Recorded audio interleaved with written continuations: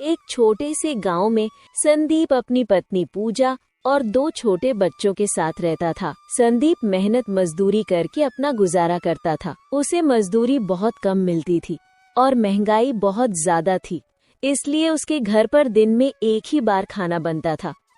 वो कभी कभी रूखी रोटी खाकर ही अपना गुजारा करता था। एक बार जाड़ों के दिनों में संदीप की पत्नी बोली, जाड़े आ गए हैं, कई साल से हम और बच्चे एक ही कंबल ओढ़कर जाड़ों के दिन काट देते हैं और अब तो वो कंबल भी फटकर तार तार हो गया है। इस बार तुम नया कंबल ले आओ। अब उस पुराने फटे कंबल में ठंड नहीं रुकती है। बच्चों को ठंड से कांपते हुए देखकर रोना आता है। बच्चों को देखकर मुझे भी रोना आता है। मैं एक बदनसीब बाप हूँ जो घर में एक कंबल भी नहीं ला सकता। पूजा, तुम तो जानती हो मेरी रोज की कमाई से हमारे घर का गुजारा बहुत मुश्किल से हो पाता है। ऐसे में मैं कंबल कहाँ से ला सकता हूँ? एक कंबल की कीमत कम से कम 100 रुपए होगी और मैं दिन में बड़ी मुश्किल से ही 50 रुपए कमा पाता हूँ। मेरे पास 50 रुपए हैं। ये 50 रुपए मैंने बड़ी मुश्किल से जमा किए हैं। तुम्हारे 50 रुपए जनार्दन किसान पर निकलते हैं। तुम उससे 50 रुपए लेकर एक कंबल ले आओ। संदीप जनार्दन के घर अपने 50 रुपए लेने पहुंच जाता है। जनार्दन अपने घर के बाहर दरवाजे पर बैठा हुआ होता है। संदीप को अपने घर आता देखकर जनार्दन उससे कहता है, अरे संदीप भाई, आज मेरे घर कैसे आना हुआ? सब खैरियत तो है ना? हाँ भैया, ऊपर वाले का शुक्र है। दरअसल मैं तुम्हारे पास अपने उधार दिए हुए 50 रुपए लेने आया हूँ। मुझे कंबल लाना है। बगैर कंबल के रात काटनी मुश्किल हो जाती है। संदीप भाई, तुम्हारा दुख मैं समझ सकता हूँ, लेकिन मेरी परिस्थिति भी कुछ सही नहीं है।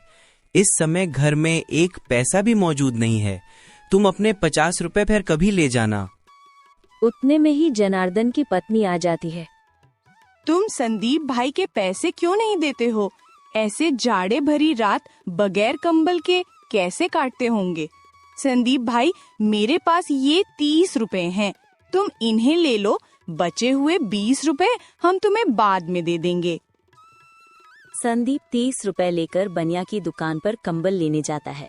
बनिया संदीप को बहुत सारे कंबल दिखाता है, लेकिन कोई भी कंबल 100 रुपए से कम नहीं होता।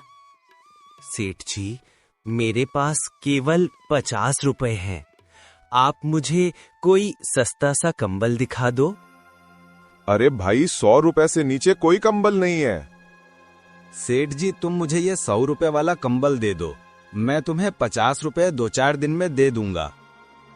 हम ऐसे कंगालों को उधार नहीं देते। कौन पीछे पीछे फिरे? जाओ अपनी राह लो। 1 घंटा खराब करवा दिया। जेब में 50 रुपया ली है और कंबल लेने चला है 100 रुपए वाला। बेचारा संदीप सेठ की बात सुनकर निराश होकर घर की ओर निकल जाता है।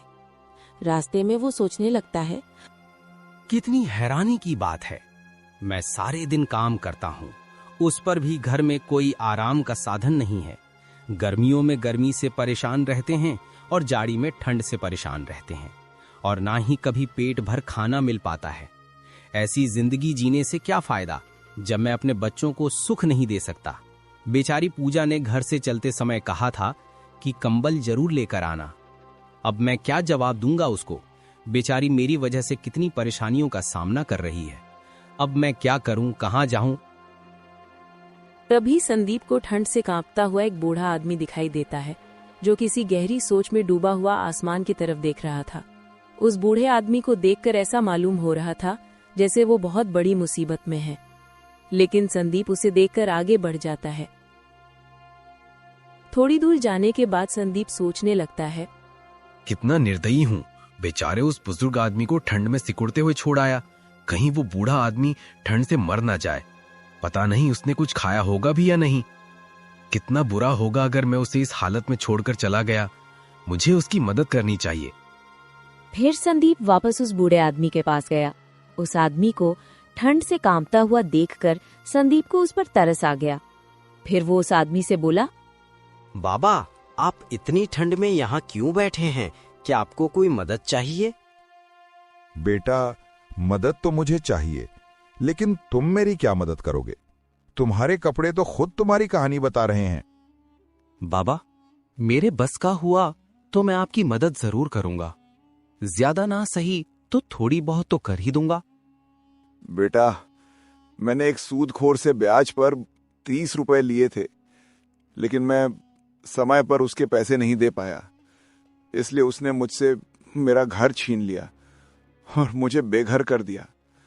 मेरे पास इतने पैसे नहीं है कि मैं उस सूदखोर के पैसे देकर अपना घर वापस ले सकूं। न ही मुझसे अब कोई काम होता है जो उसके पैसे कमा कर दे सकूं। बाबा, आपके बच्चे नहीं हैं?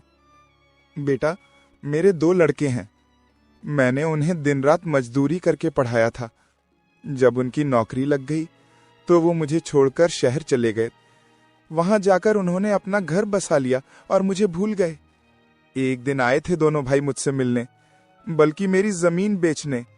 बड़ा बेटा कह रहा था कि पिताजी, मुझे शहर में बिजनेस शुरू करना है, इसलिए मुझे पैसों की बहुत जरूरत पड़ रही है। और छोटे बेटे को भी एक फैक्ट्री खोलनी थी, इसलिए दोनों भाइयों ने मेरी सारी जमीन बेचकर आधे आधे पैसे लेकर शहर चले गए और फिर कभी वापस नहीं आए। ये कहते कहते वो बूढ़ा आदमी रोने लगा। संदीप ने किसी तरह उन्हें चुप कराया। बाबा, मेरी पत्नी मेरा इंतजार कर रही होगी। मैंने आज उससे वादा किया था कि आज मैं कंबल लेकर आऊंगा, लेकिन मैं उसके लिए कंबल तो न ला सका। इसलिए अब तुम एक काम करो, ये पैसे तुम ले लो। इन पैसों की मुझसे ज्यादा तुम्हें जरूरत है। हमारे पास कंबल ना सही, घर तो है, तुम्हारे पास तो वो भी नहीं है। अगर तुम और ज्यादा देर घर से बाहर रहे तो तुम्हारी हालत बिगड़ सकती है। इसलिए ये पैसे तुम उस सूदखोर को दे देना और उससे अपना घर वापस ले लेना। फिर वो आदमी संदीप से 30 रुपए ले लेता है और संदीप से कहता है, बेटा, तुम सच में बहुत नेक और अच्छे इंसान हो। आज जब तुम खुद अपनी परेशानियों में डूबे हुए थे, तब भी तुमने बिना किसी स्वार्थ के मेरी मदद की। ये वो गुण है जो किसी सच्चे इंसान में होता है। ईश्वर तुमसे हमेशा खुश रहे। तुम्हें इसका कोई अच्छा फल जरूर मिलेगा। मैं दुआ करता हूं कि तुम्हारी जिंदगी में कभी कोई कमी ना आए और तुम्हें हर खुशी मिले। ईश्वर हर पिता को ऐसी नेक और समझदार औलाद दे जो किसी के काम आ सके। तुम जैसी औलाद किसी भी बाप के लिए बड़े ही गर्व की बात होती है। वो बुजुर्ग आदमी संदीप को बहुत दुआ देता है और फिर वहां से चला जाता है। संदीप को उस बुजुर्ग आदमी की मदद करके आज बहुत खुशी मिल रही थी, लेकिन दूसरी ओर उसे दुख भी था, क्योंकि वो अपनी पत्नी के लिए कंबल नहीं ला सका। लेकिन उसे इस बात की तसल्ली भी थी कि उसने खुद की गरीबी के बावजूद एक नेकी का काम किया है। ये सोचते सोचते संदीप ही अपने घर चला जाता है। जैसे ही उसकी पत्नी संदीप को देखती है तो वो उससे कहती है, मैं कब से तुम्हारा इंतजार कर रही थी। तुम्हारी राह देखते देखते मेरी आंखें दुख गईं। दिल में अजीब अजीब ख्यालात आ रहे थे कि कहीं कोई अनहोनी न हो गई हो। पूजा, तुम भी जरा जरा सी बातों की चिंता करने लगती हो। अरे, जब आदमी घर से बाहर होता है तो समय लग ही जाता है। मैं जनार्दन के पास गया था पैसे लेने, लेकिन उसने पैसे देने से इनकार कर दिया। पर उसकी पत्नी ने हमारी मजबूरी देखकर 30 रुपया दे दिए थे। क्या? बस 30 रुपए ही दिए हैं?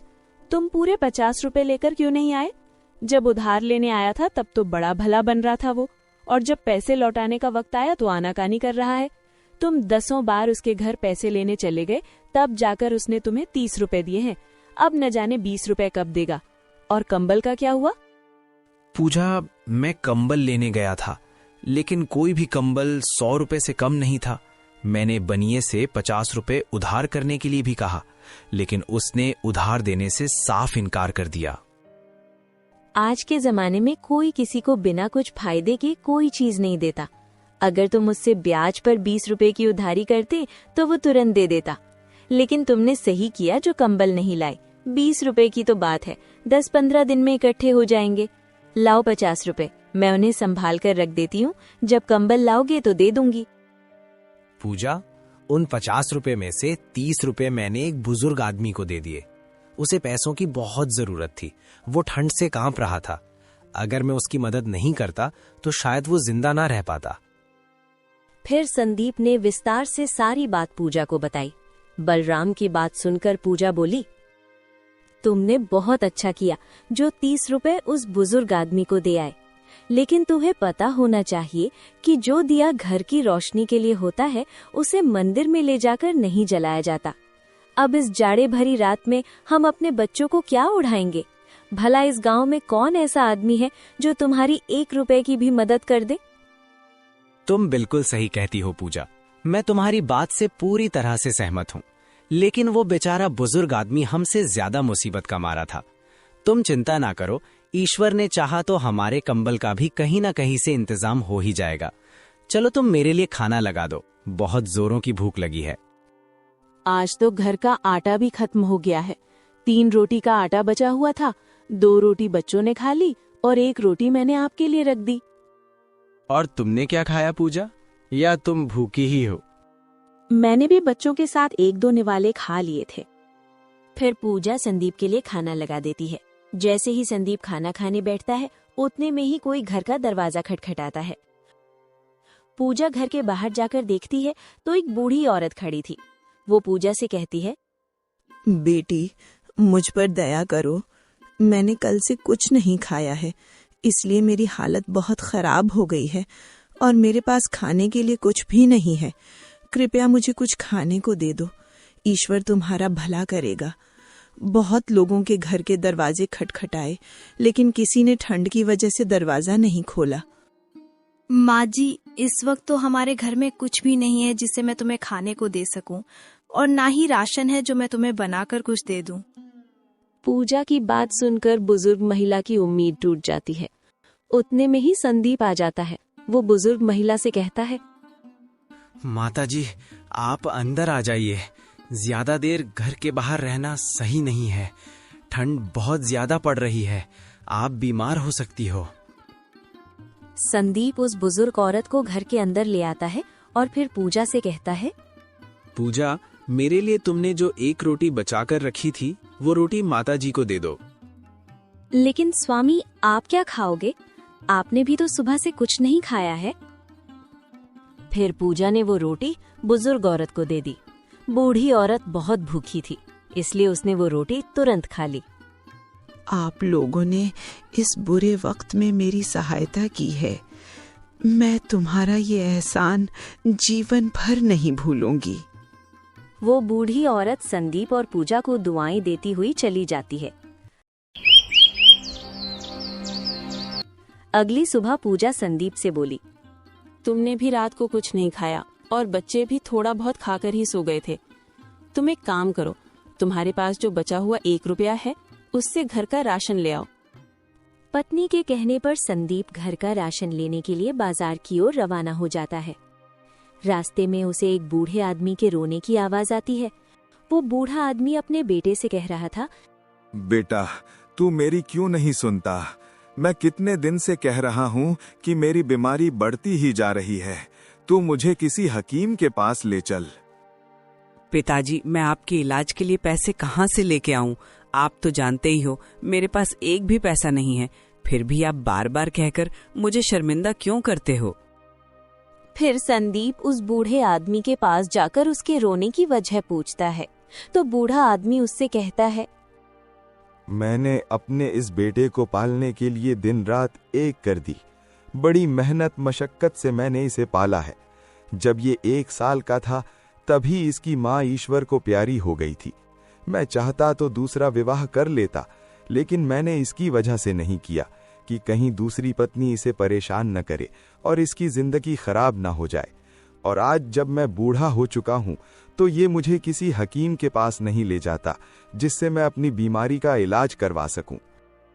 फिर बूढ़े आदमी का बेटा संदीप से कहता है, मैं इस बात से सहमत हूँ कि इन्होंने बड़ी ही तकलीफों से मुझे पाला है और पाल पोस कर जवान किया है, लेकिन मैं मजबूर हूँ। मेरे पास इतने पैसे नहीं हैं कि मैं इनको किसी हकीम के पास ले जा सकूं।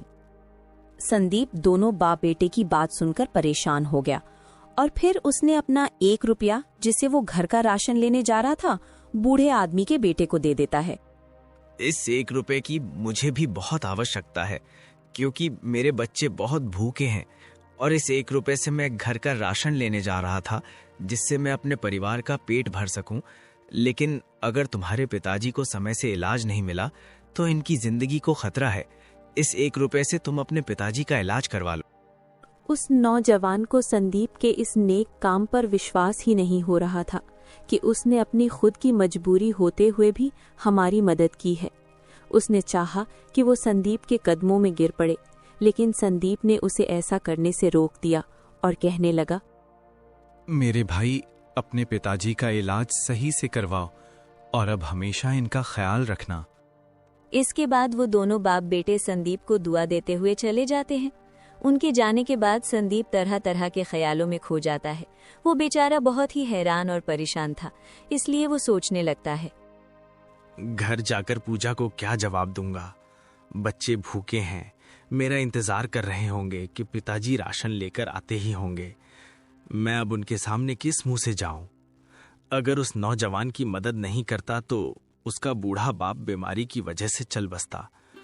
अब मैं किसी को परेशान भी तो नहीं देख सकता हूं, लेकिन इस दुनिया में बहुत से लोग परेशान हैं, तो क्या मैं सभी की मदद करता रहूंगा? क्या खुद की परेशानी से बड़ी कोई परेशानी हो सकती है? संदीप के दिमाग में अनगिनत ख्यालात आ रहे थे। कुछ देर के बाद वो अपने घर की तरफ चल पड़ा, लेकिन भूख की वजह से उससे चला भी नहीं जा रहा था। गिरता पड़ता वो किसी तरह अपने घर पहुंचा। उसने दरवाजे पर दस्तक दी।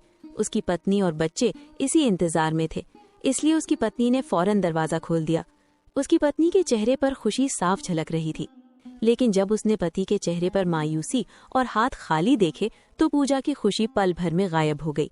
पूजा संदीप से कहने लगी, क्या हुआ जी? तुम तो घर का राशन लेने गए थे, फिर खाली हाथ वापस क्यों लौट आए?